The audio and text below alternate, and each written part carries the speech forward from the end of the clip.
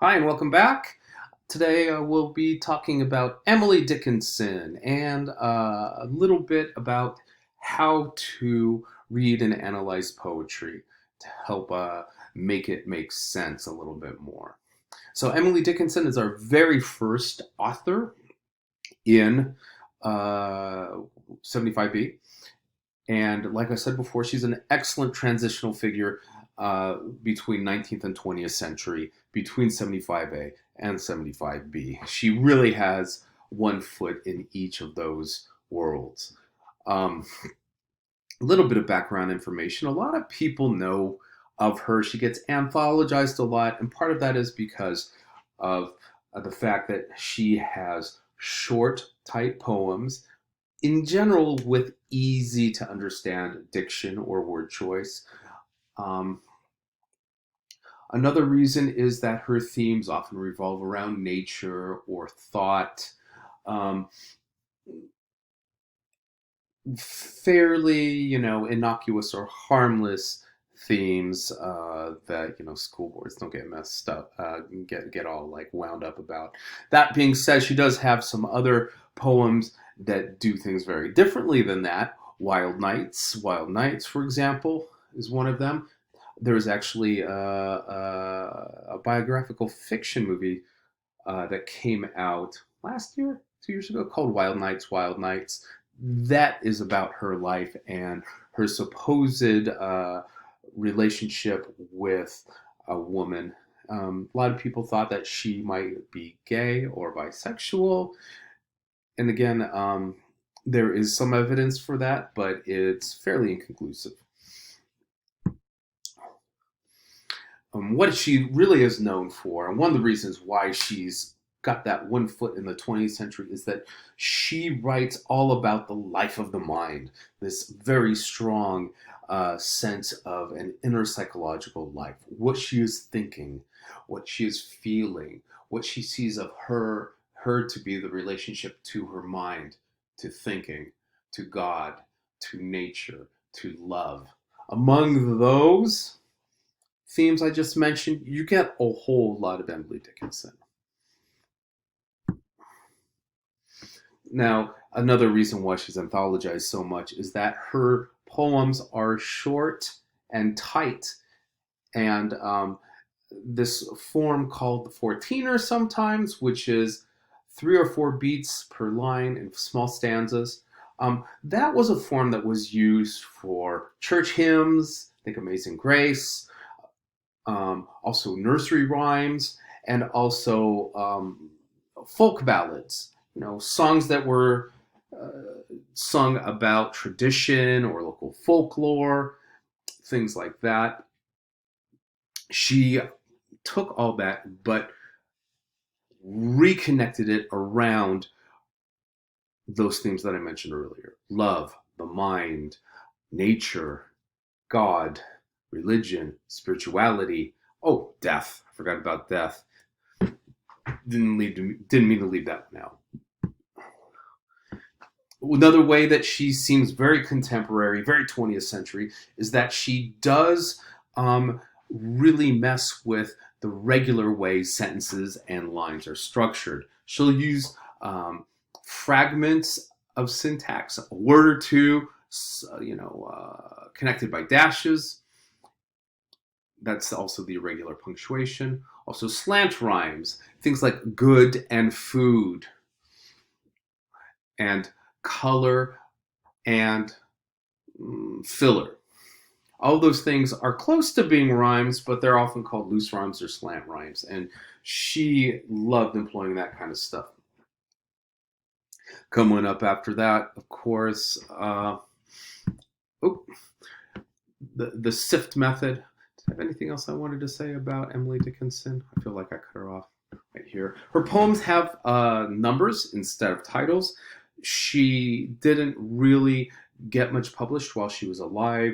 She felt a lot of disdain for the publishing industry at the time. That's because her poems looked very, very different than the kind of overflowy, high language, regular meter, regular rhyme schemes that were extremely popular at the time. If you look up somebody like, say, Longfellow, I think we'll be talking about him with Whitman, you'll get a better sense of what that 19th century poetry looked like in comparison.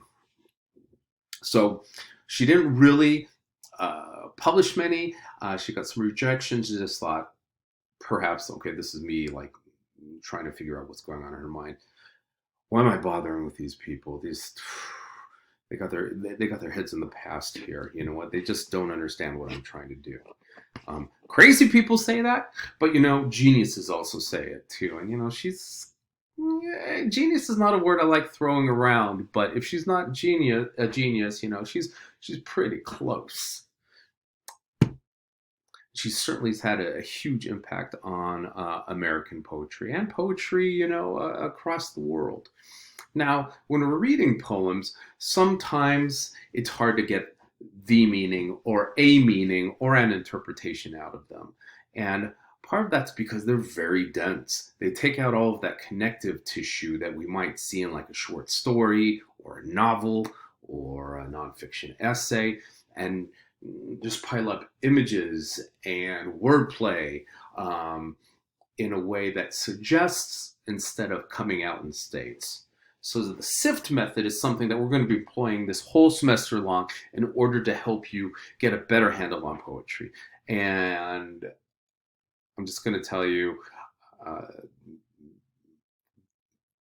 given all the time that I've taught literature, since I started in the biz, it's come up pretty consistently. Poetry is the least favorite of the genres: drama, fiction, and verse. That's not to say that some people don't have it as their favorite. They do, but they tend to be the smallest of the group, of that larger group of three. And I think there's some reasons for that. I think one of them is that people like things that they feel like they're good at. And I think a lot of people don't feel like they're good at reading poetry or interpreting poetry or analyzing poetry. And that's totally understandable. At the same time, I feel like poetry gives us a chance to look at a piece of literature under the microscope.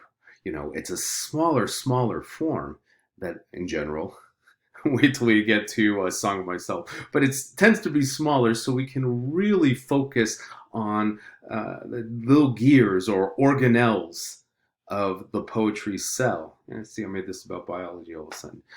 Fiction, on the other hand, is huge, right? You kind of have to back up, and look at it with a wide angle lens, And let's face it, when people talk about fiction mostly as their favorite genre, they're basically talking about they like a plot. They like a certain narrative. And that narrative kind of becomes like the overarching literary element that people look at, as opposed to all those other elements that they can be looking at in literature too, that we also find in poetry: figurative language, imagery, theme, tone, etc. But anyway, it's really important for us to kind of build our tool belts for both of those genres, and the SIFT method is definitely going to help us out with verse. So the first element, the first task in using the SIFT method is to read the poem out loud, and just keep going. Don't stop if it's not making sense, or if you don't know the words, some of the words in it. You're just trying to get the rough feel for it. Think about it, like you're learning a new dance move or a new basketball play, a pick, or new martial arts form or something like that. You're kind of walking through it just to get familiar with it. And then read it a second time out loud. And again, reading it out loud really helps get all your other senses involved. If you read it silently, let's face it, our eyes get super impatient. They're just going to blast through entire lines or pages and not remember anything. I mean, how many times have we had to read a book and we get through 2 pages, we get ready to turn the page, we turn it, and then we say, I got no idea what I just read. I can't remember a single thing from that previous page. That can happen with poetry too. So it's going to be important for us to listen out loud. And remember that element of sound is really crucial in a lot of poetry too. And here you should be looking up words that you don't know. 3-word definition in the margin, put down V for verb, N for a noun, A for ADJ for adjective. That's what most parts of speech are. If you don't have a book dictionary near you, you really do. You've got a phone, a lot of like dictation apps like Siri. You can just ask them what a word means and it'll tell you. Dictionary.com app is also quite good. Anyway, it's time for building up our tool belt with those elements as well. So the third element is then this. Employ the SIFT method to look at important literary elements and take notes in the margins of the text. The first one is symbolism, right? Is there something in the poem, a person or a place or a thing that could be representing something else, right? It happens an awful lot in poetry, so it's important for us to look out for. Oftentimes when we see a poem about the sea, it's really about an emotional state, or it's about a challenge to the protagonist, or it could be about, let's see, their relationship with God or a sense of spirituality. If we see the word heart in a poem, for example, it usually doesn't mean that cardiac muscle inside our chest, right? We know it's a symbol of love and affection. So take a look, make sure you have your eyes out for symbols. Then you want imagery too. Now, imagery is language that appeals to our senses, something that lets us know how something looks, feels, sounds, tastes, or smells. All of that is thrown into imagery, right? So these elements help transport us into poems. Figurative language. This is where we get things like, say, similes, metaphors, personification, where language is doing something very, very special. Comparisons, for example. Then we have theme, and a theme is a large idea that gets explored in literary text, or it could be in a movie, or it could be in practically any kind of cultural artifact, a song, a meme, a video game. And like I said earlier, the themes that we should kind of be on the lookout for when we're reading Dickinson include love, death, nature, God or religion, the mind. Those are kind of her big ones. And then finally we have tone. And tone is basically the emotional or mental dimension of a piece of writing. So if you've got an adjective that can describe like a state of mind or a state of feeling, that's tone. So on the state of mind end of things, it could be thoughtful, careless, logical, irrational, interested.